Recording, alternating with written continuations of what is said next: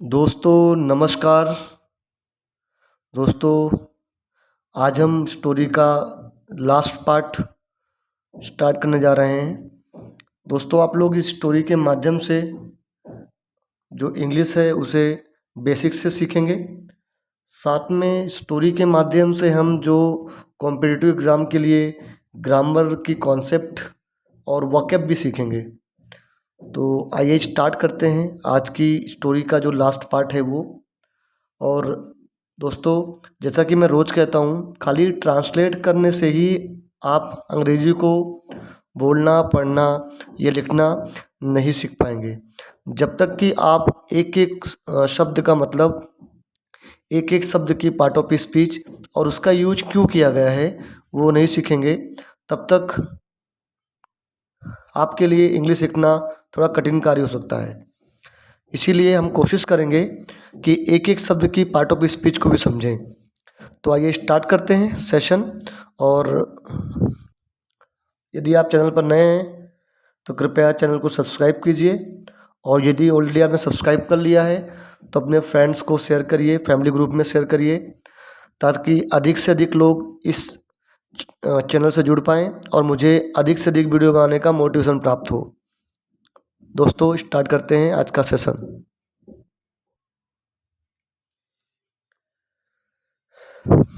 The stranger was pleased with the honesty of the woodcutter।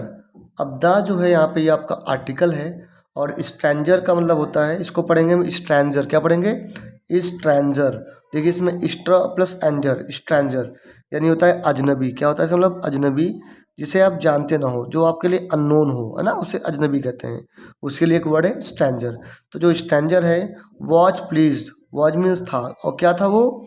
Please था, यानी कि प्रसन्न था, है ना। वो क्या था? प्रसन्न था। और क्यों प्रसन्न था? तो विद दी ऑनेस्टी, तो ऑनेस्टी से प्रसन्न था। ऑनेस्टी यानी कि ईमानदारी। क्या होता है? ईमानदारी, ईमानदारी। ओके। और क्यों प्रसन्न था? तो ऑनेस्टी से प्रसन्न था। किससे? ऑफ द वुड कटर, है ना, लकड़हारा या लकड़ी काटने वाले की जो ईमानदारी है उससे वो प्रसन्न हुआ, या उससे वो प्रसन्न था। देखिए दोस्तों यहाँ पे प्लीज है, प्लीज। और प्लीज जो है, प्लीज PLEASE, प्लीज, यहाँ पे इसका यूज एज ए वर्ब हुआ है। प्लीज़ का मतलब होता है कृपया भी होता है ना, मतलब, लेकिन यहाँ पे ये एज ए वर्ब इसका यूज हुआ है। और एज ए वर्ब इसका मतलब होता है कि किसी से प्रसन्न होना या संतुष्ट होना। ओके। इसके लिए मान लीजिए आपको कोई दूसरा वर्ड लिखना है, सिमिलर वर्ड लिखना है, तो आप लिख सकते हैं सेटिस्फाइड। क्या लिख सकते हैं? एक तो सेटिस्फाइड, और दूसरा क्या है इसके लिए? दूसरा वर्ड है अम्यूज्ड। क्या है? Amused, MUSED, amused. ठीक है दोस्तों। तो जो अजनबी था वो प्रसन्न था विद द ऑनेस्टी, तो ईमानदारी से, किसकी? वुड कटर की, लकड़हारे की। ऑफ यहाँ पे प्रीपोजिशन है। आइए देखते हैं पार्ट ऑफ स्पीच। तो प्लीज्ड आपका मेन वर्ब हो गया, वर्ब जो है आपकी हेल्पिंग वर्ब हो गई। ऑनेस्टी जो है क्या है? ये आपका एडजेक्टिव है। किसके लिए एडजेक्टिव है? वुड कटर के लिए। ठीक है, क्योंकि ऑनेस्टी का मतलब होता है ईमानदारी, और ईमानदारी किसी किसी भी नाउन का एक गुण होता है। तो ये आपका क्या हो गया? एडजेक्टिव हो गया। वुड कटर आपका नाउन है, ऑफ आपका प्रीपोजिशन है।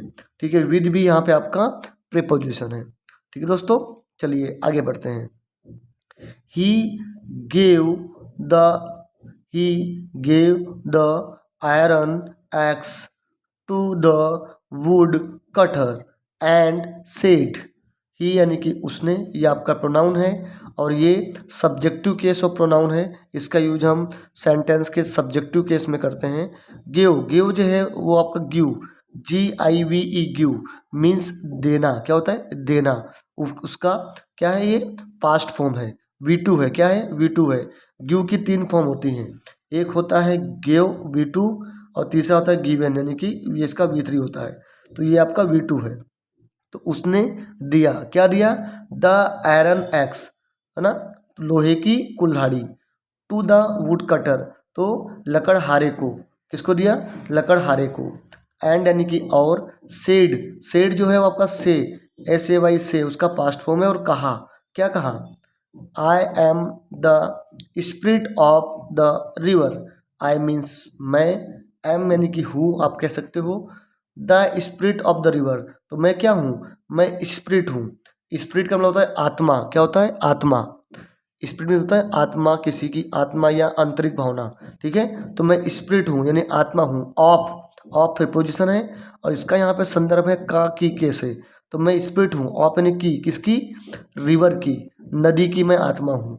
मैं क्या हूँ, मैं नदी की आत्मा हूँ। ठीक है दोस्तों, इस सेंटेंस में देखें हम, ऑफ आपका प्रीपोजिशन है, ठीक है, रिवर आपका नाउन है। ठीक है जी, चलिए। आई आई कॉमेंड, इसको पढ़ेंगे कॉमेंड। क्या पढ़ेंगे, कोमेंड। ठीक है, तो I commend your honesty and moral uprightness. ठीक है, तो कॉमेंड का मतलब होता है प्रशंसा करना। क्या होता है, प्रशंसा करना। कॉमेंट में क्या होता है, प्रशंसा करना।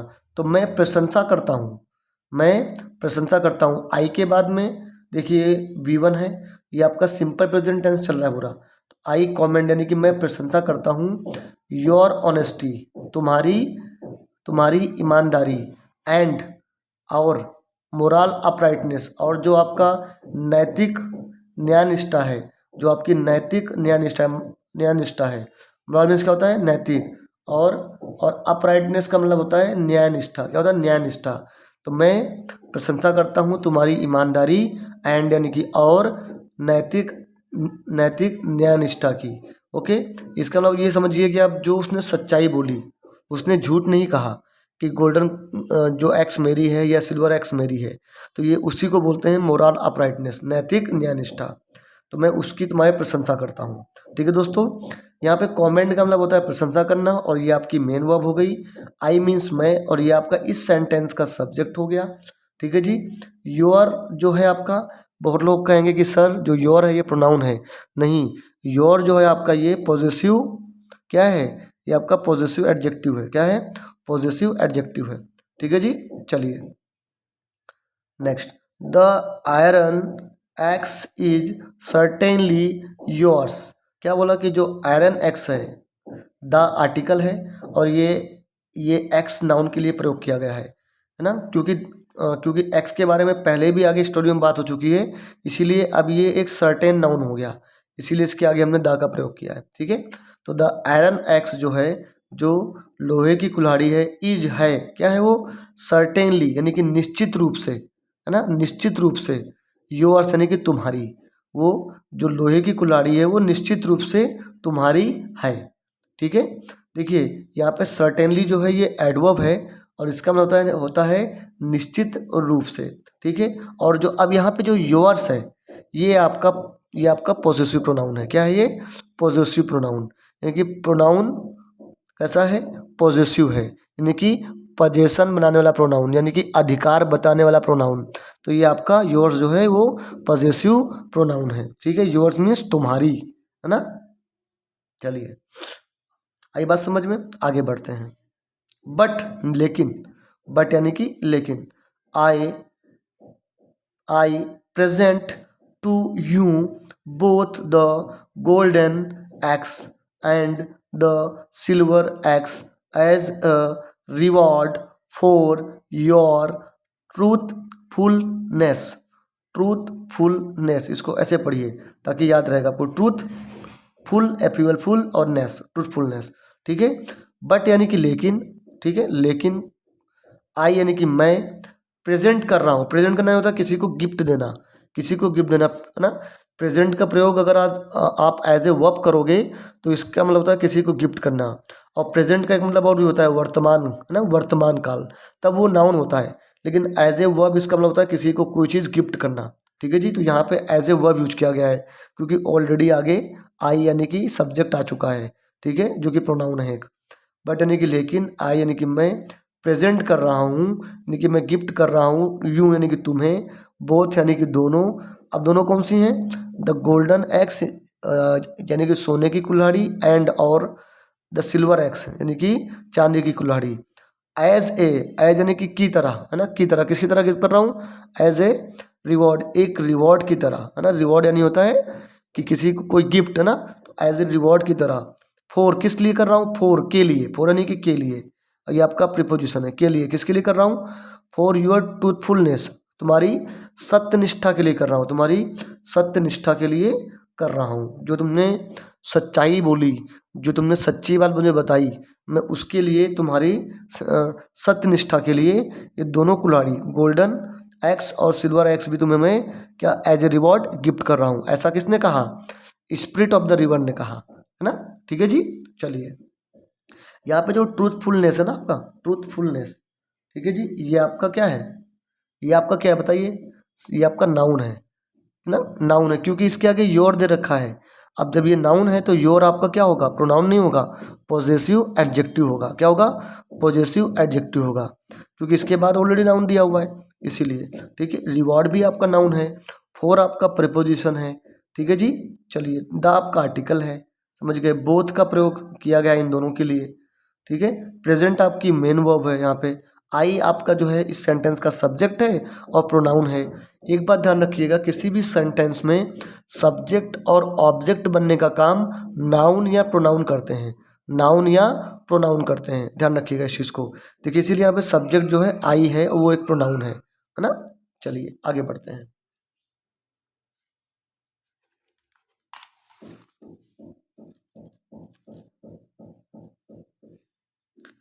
The woodcutter gratefully accepted all the three axes।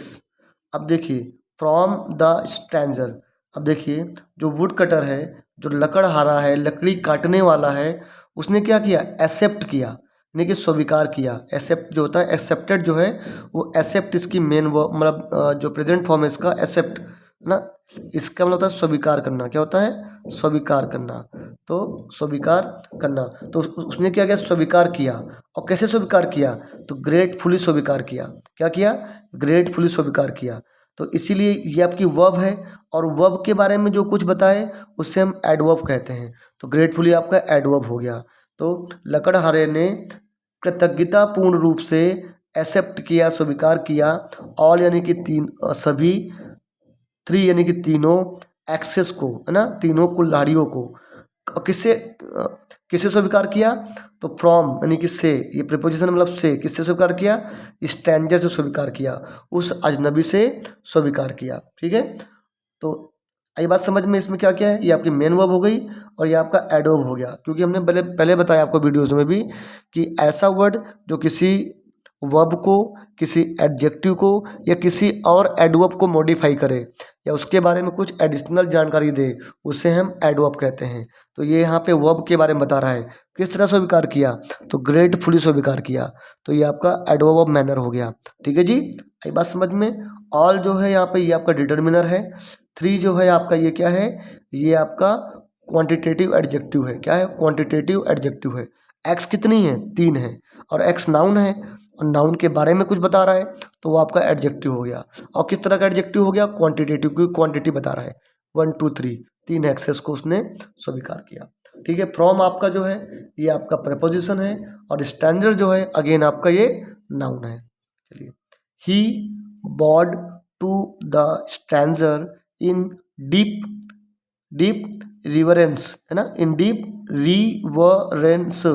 कभी भी बड़े वर्ड को ब्रेक कर लिया कीजिए, जो भी बड़ी वर्ड मीनिंग होती है, रिवरेंस। तो उसने क्या किया, ही यानी कि उसने, वो बॉड, बॉड होता है जो बाव, BOW बॉ, उसका ये क्या है, पास्ट फॉर्म है। और बॉ का मतलब होता है किसी को झुक के नमन करना या किसी के आगे झुकना, बॉ डाउन करके एक वर्ड होता है ना ऐसे। तो वो झुका या उसने नमन किया, किसको, टू द स्ट्रेंजर, स्ट्रेंजर को। अब कैसे नमन किया, इन डीप रिवरेंस, उसने क्या किया, डीप रिवरेंस यानी कि एक पूर्ण श्रद्धा से। रिवरेंस का मतलब होता है श्रद्धा, क्या होता है, श्रद्धा। और ये आपका नाउन है, उसने क्या किया, डीप रिवरेंस यानी कि पूर्ण श्रद्धा से उसको नमन किया या उसके आगे झुका, तो पूर्ण श्रद्धा से उसके आगे झुक गया। ठीक है जी, डीप का मतलब होता है गहरा, पर यहाँ पे इसका संदर्भ क्या है, पूर्ण श्रद्धा से, है ना, पूर्ण ना, डीप रिवरेंस, तो ये हो गया। ठीक है जी, चलिए, he then turned homeward to give the good news to his wife and children। ही यानी कि वो, then यानी कि तब, तब, और ये आपका एडवर्ब है। क्या है, एडवर्ब है ना, टर्न कब हुआ, देन टर्न तब टर्न हुआ, तो ये आपका एडवर्ब हो गया। तो वो तब टर्न हो गया, टर्न यानी कि मुड़ गया, होमवर्ड यानी कि घर की ओर, होमवर्ड यानी कि घर की ओर, कहाँ मुड़ गया, घर की ओर मुड़ गया, घर की ओर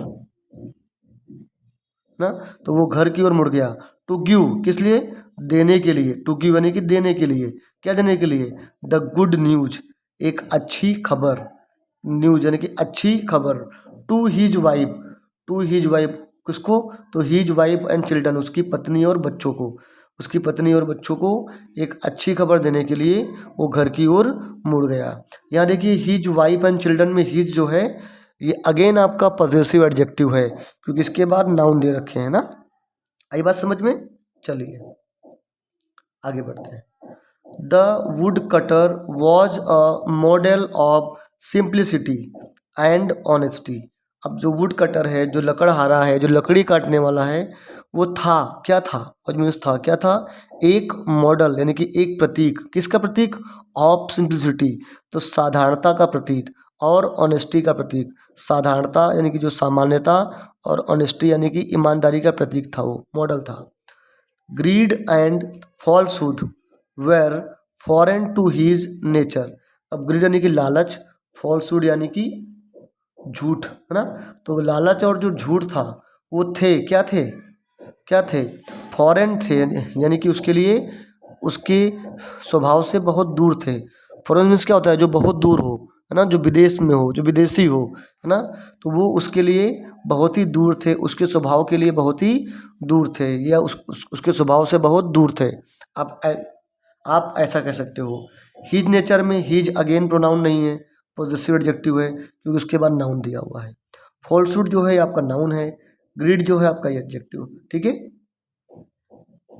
चलिए, he wanted to earn his bread only by the sweat of his brow.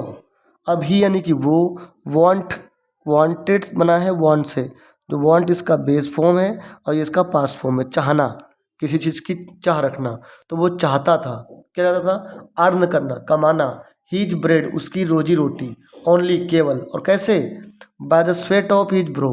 तो ये जो है ना, by the sweat of his brow, ये एक ईडियम होता है ना, क्या होता है idiom, by the sweat of one's brow, by the sweat of one's brow, ये एक कहावत है, मुहावरा है, और इसका मतलब होता है कि फिजिकल वर्क करके या हार्ड वर्क करके, ठीक है, हार्ड वर्क करके या फिजिकल वर्क करते, तो वो चाहता था कमाना उसकी रोजी रोटी केवल, तो मेहनत करके, मेहनत करके या मेहनत से, इस इडियम का मतलब ये होता है, ठीक है।